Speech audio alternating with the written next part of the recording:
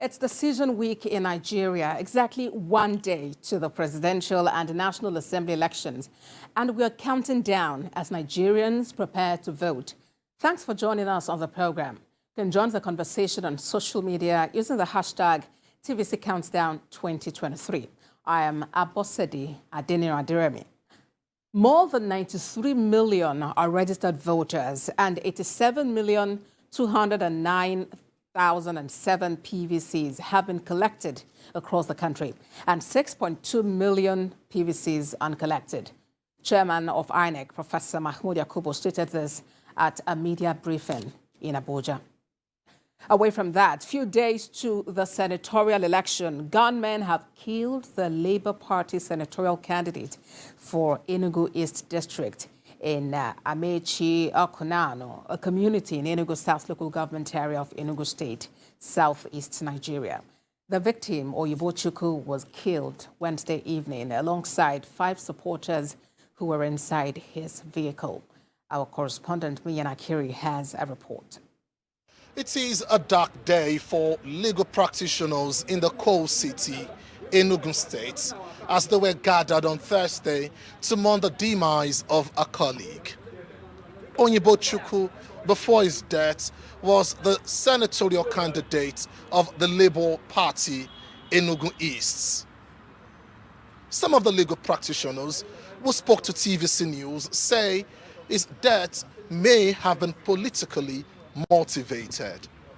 So we cannot say that it is politically motivated. But I think what has happened is that the insecurity in Enugu State has been left to be loose over the time, and the killers and these criminals got emboldened and are trying to stop us or discourage us from having our election. We are not against you agitation, but it should be civil. It should be done through legal means.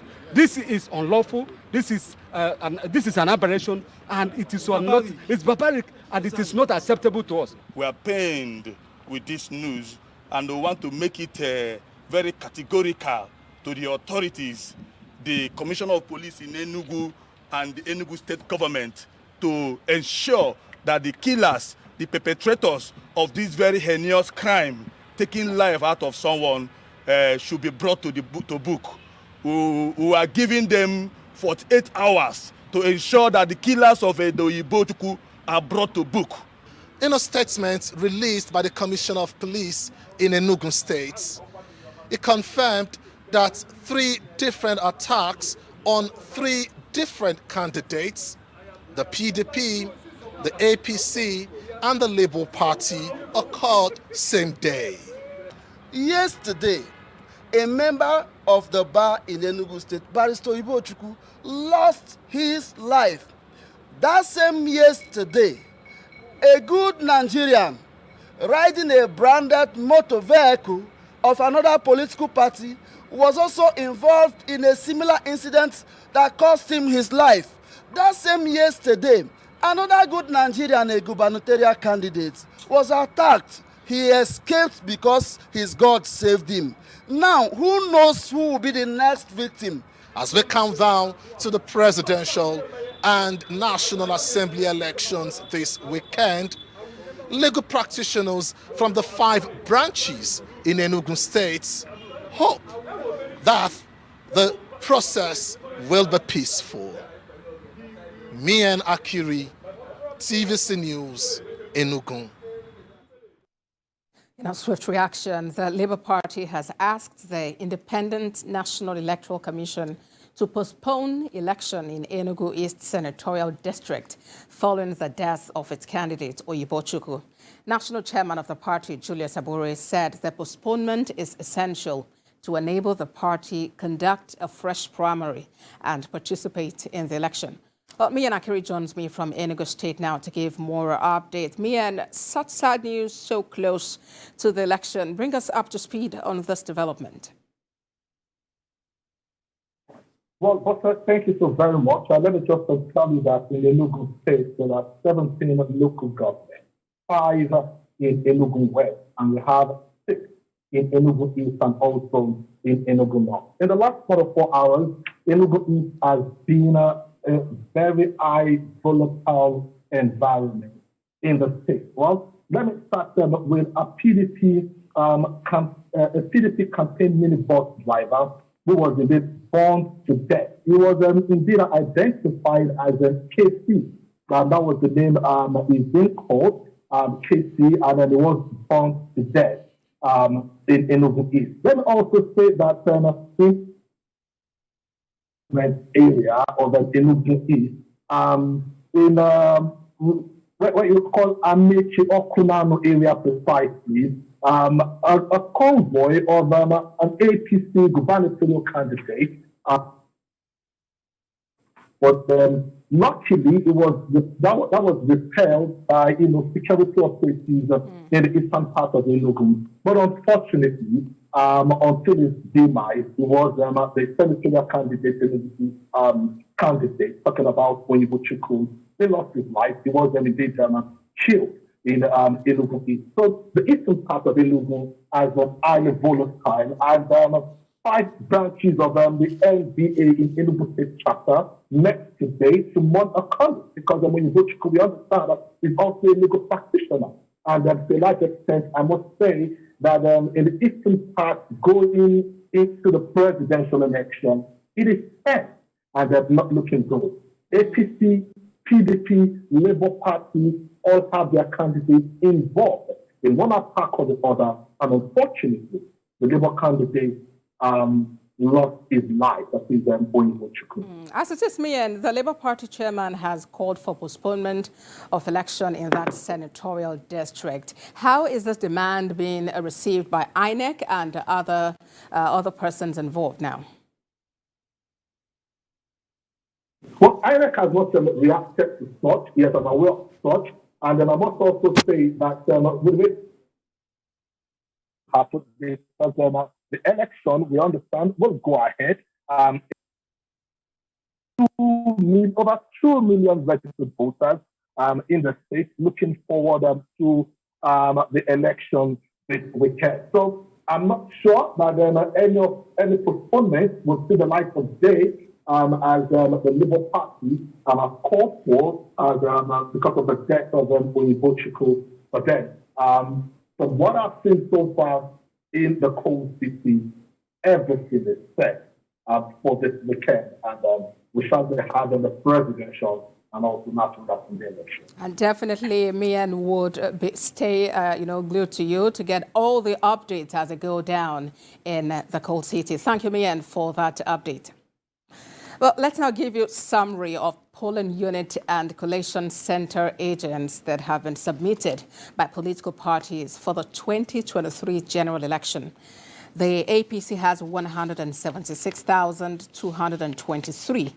Labour Party, 134,874.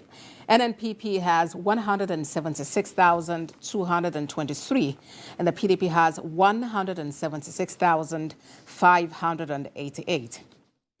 Well, let's now join our correspondent in Abia State, Solomon Ajuziogu, to give a situation report in the state. Solomon, what's the situation of things there ahead of the election?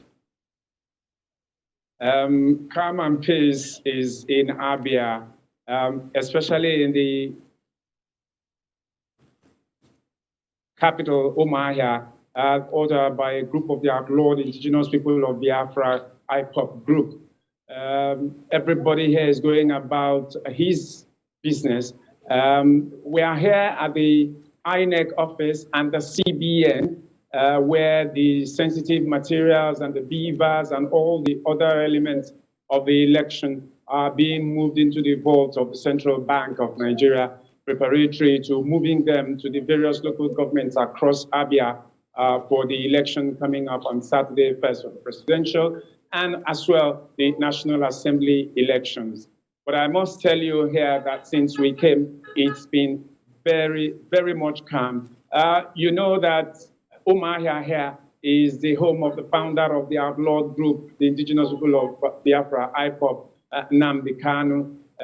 It was thought that, okay, the sit-at-home order was going to take effect from today up till probably the 28th. And it's always been devastating when these orders are given. But here in Umuahia, it does not appear that there is anything like that, except if there's any other thing that will come up later. Although this earlier today, we heard about the attack on the police station in a town nearby called Gunabo. Aside from that, nothing else is here.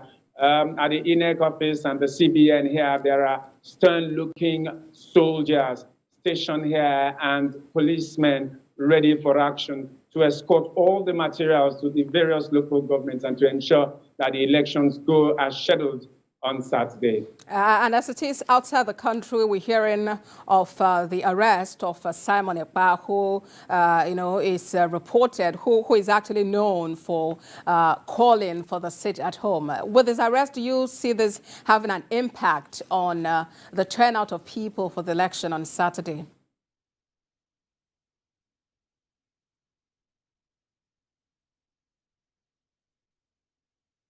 Usually to come out on the days when the sit-at-home order is given. It's not necessarily because they are in support of it, but because of the fear for their lives. There had always been a ruthless enforcement in some sections or in some parts of the southeast of the sit-at-home order, and so the people will stay away for their lives.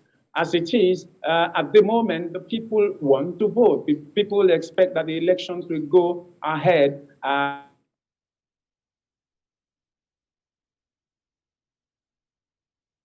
Solomon Ajuziogu for us there in Abia State, giving us situation report ahead of the elections. As he has mentioned, the people are ready to vote, and he has mentioned the movement of materials from INEC office to the different local government areas where they are to be kept ahead of the election. And he has also mentioned the presence of security operatives, soldiers, police officials, NSCDC, and the rest of them trying to keep the calm and make the process seamless.